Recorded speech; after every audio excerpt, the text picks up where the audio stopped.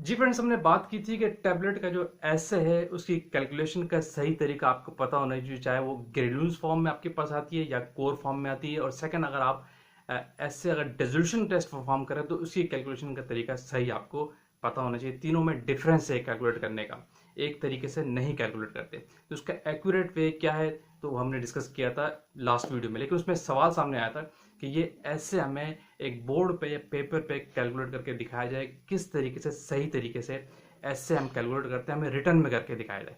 तो आज की वीडियो का हमारा फोकस ये है कि मैं आपको बताता हूँ कि सही तरीके से ऐसे आप कैलकुलेट किस तरह करते हैं। मैं आपको एक पेपर पे सिखाता हूँ, चलते हैं उस तरफ। जी फ्रेंड्स, तो अब हम देखते हैं कि कोर टैबलेट या कोडेड टैबलेट आपके पास है तो उसमें आपने ऐसे किस तरीके से कैलकुलेट करना है। फॉर एग्जांपल आपके पास कोई टैबलेट है, आपके पास 250 मिलीग्राम की कोई टैबलेट है, ये उसकी स्ट्रेंथ है। ठीक है, ये स्ट्रेंथ उस टैबलेट की। अब इसका ऐसे कैलकुलेट करने के लिए डेफिनेटली आपको जो चीज़ें रिक्वायर्ड है, हम वो देखते हैं कि आपको क्या क्या चीज़ें रिक्वायर्ड है। आपको पता है जब भी कोई ऐसे कैलकुलेट करते हैं, आप ऐसे की कैलकुलेशन करते हैं, इसके लिए आपको जो चीज़ें रिक्वायर्ड है वो क्या होती है। आपको रिक्वायर्ड होता है स्टैंडर्ड वेट, ठीक है। आपको रिक्वायर्ड होता है सैंपल वेट, इसके लिए आपको रिक्वायर्ड होता है standard area, area for standard area of sample, ठीक है। फिर आपको यहाँ रिक्वायर्ड होता है एवरेज वेट। एवरेज वेट किसका, ये आप निकालते हैं 20 टेबलेट का, जो है कैलकुलेट कर रहे हैं। फिर एक और चीज़ आपको यहाँ रिक्वायर्ड होती है पोटेंसी, यानी पी ऑफ द स्टैंडर्ड। जो आप स्टैंडर्ड यूज़ करते हैं उसकी पोटेंसी क्या है आपको पता होना। अब फॉर एग्जांपल हमने यहाँ पे जो स्टैंडर्ड लिया है उसका वेट है फॉर एग्जांपल 50.1 मिलीग्राम, ठीक है। और सैंपल का वेट अब ये आपने निकालना है, क्योंकि ये जो है ना आपका 250 मिलीग्राम की टैबलेट है। सही, ये आपको पता होना चाहिए किस तरीके से आपने निकालना है, वो यहाँ से आप देख लें। इसके बाद फॉर एग्जांपल आपका, मैं भी आपको बताता हूँ कि सैंपल का वेट आपने एक्यूरेट किस तरीके से निकालना होता है। आपके पास area of standard for example 505012, ये है, सही है। सैंपल का एरिया आपके पास for example 515012 for example 10 tablet. Average weight आपका 20 टेबलेट का, ठीक है। पोटेंसी आपकी लेट सपोज 99.5% स्टैंडर्ड की। अब आपको पता है कि जो आपकी 250 मिलीग्राम की टैबलेट है, डेफिनेटली उसका कंप्रेशन वेट जो होगा कुछ और होगा। वो फॉर एग्जांपल आपका 350 मिलीग्राम है, ठीक है। इसी को एवरेज वेट आपका कहलाता है, इसी पे आपकी टैबलेट आपकी चल रही होती है। या एवरेज वेट जो डॉक्यूमेंटेड आपके पास वो 350 मिलीग्राम, ठीक है। लेकिन जो आपने 20 टैबलेट का निकाला, 20 टैबलेट वेट जो आपने कैलकुलेट किया फॉर एग्जांपल वो 351 मिलीग्राम आ गया, ठीक है, पर टैबलेट। आपका एवरेज वेट ये आया। अब आपको पता है कि आपका जो सैंपल का वेट है 50 मिलीग्राम, 50.1 मिलीग्राम, फॉर एग्जांपल ये था 100 ml में। इसकी एक और डायल्यूशन भी है, सही है। For example 5 ml into 50 ml। इसी तरह अपना सैंपल का जो वेट लिया आपने, ठीक है, सैंपल वो भी 100 ml भी लिया। डायल्यूशन आप पीपीएम सेम करते हैं, इसकी भी सेकेंड डायल्यूशन है 5 ml इंटू 50 ml, ठीक है। इन दोनों का आपको पीपीएम पता चल जाएगा कि कितने पीपीएम का, ठीक है। ये दोनों वेट आपने निकाल लिए। असल अब आप चाहिए आपको सैंपल वेट जो इक्वलेंट हो 50.50 मिलीग्राम के। अब आपको पता है कि आपका जो ये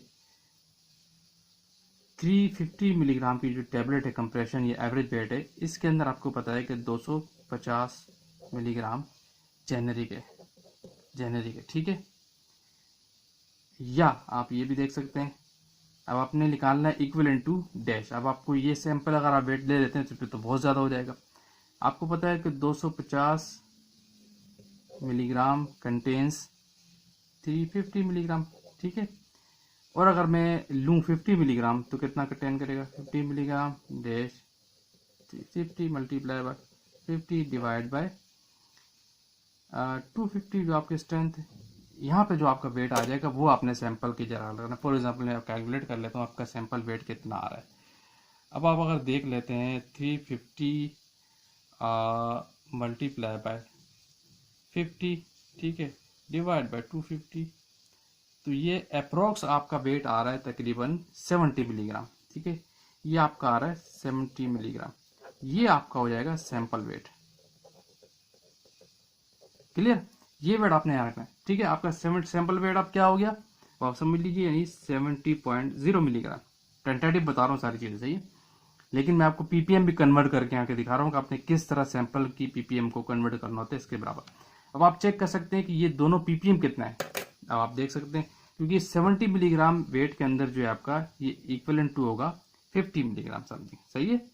तो अब आपको स्टैंडर्ड का जो पीपीएम था वो कितना है आपको अंदाजा हो जाएगा। 50 डिवाइड बाय पीपीएम कन्वर्ट कर रहे हैं, सही है, 100, ठीक है, मल्टीप्लाई हो जाएगा 5 डिवाइड बाय 50, ठीक है, मल्टीप्लाई बाय 1000। तो ये आपकी जो पीपीएम बन रहा है दोनों का ये 1000, ठीक है, दोनों 50 पीपीएम का सोल्यूशन है आपका।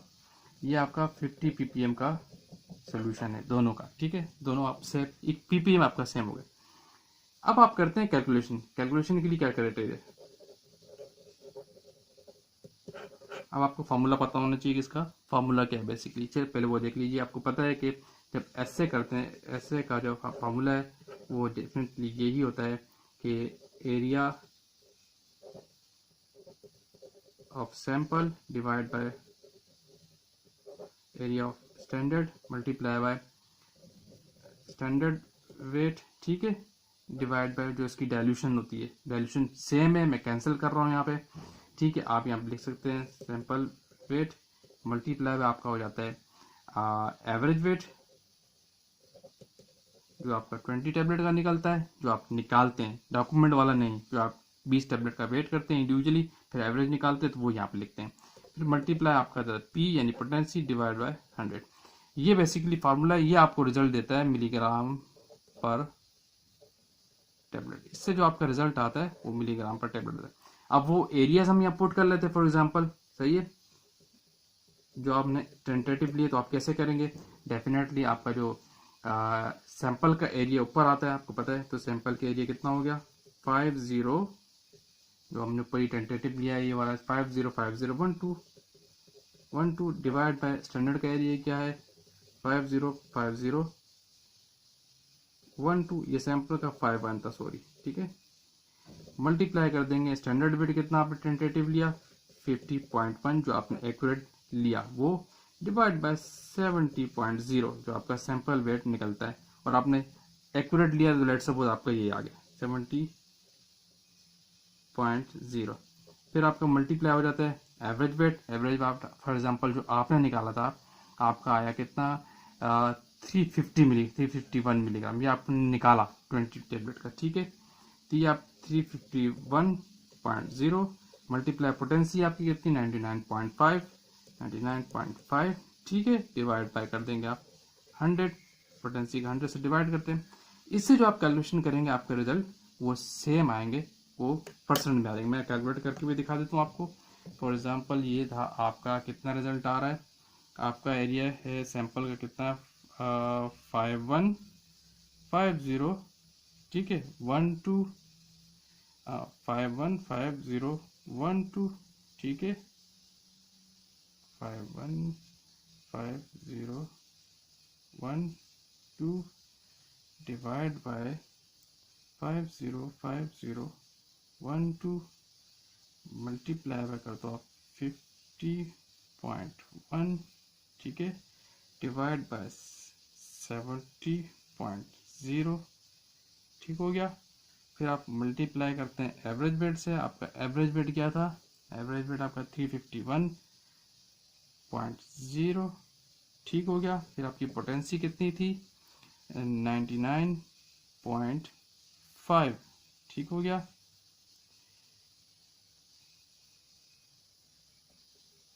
दोबारा कर लेता हूँ, रिमूव हो गया, नो इशू। फिर 515012 divide by 505012 multiply by 50.1 divide by 70, ठीक है, ये इक्विवेलेंसी आ गई। फिर मल्टीप्लाई इसको आप कर देंगे 351 का आपका एवरेज वेट था, फिर उसको मल्टीप्लाई कर देंगे आप 99.5, ठीक है, इसको आप डिवाइड कर देंगे 100 से, जो आपका पोटेंशियल लगता है।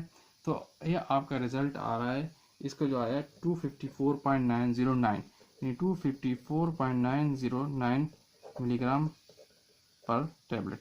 ये आपका मिलीग्राम पर टेबलेट वेट आ गया, ठीक है, जो आपने ऐसे लगाया। अब इसको अगर आप परसेंट में करना चाहें तो वेरी इजी, 254, ठीक है, 909 divide by multiply by 100 divide by 250, जो आपका लेवल के लिए स्ट्रेंथ है, ठीक है। तो आपका जो रिजल्ट आएगा वो परसेंट में आ जाएगा, जिसको हम कह सकते हैं, इसको आप मल्टीप्लाई कर लें 100, ठीक है, डिवाइड कर दें 250 से, जो आपका लेवल क्लेम है।